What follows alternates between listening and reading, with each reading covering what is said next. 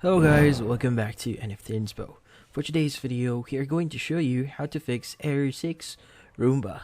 So error 6 indicates that your series Roomba is either stuck over an edge or positioned on a threshold.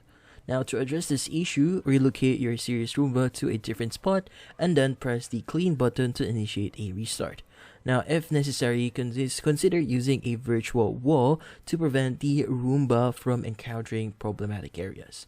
Now if the problem persists, it's possible that the cliff sensors may be dirty. Clean them by wiping with a clean, dry microfiber or soft cotton cloth.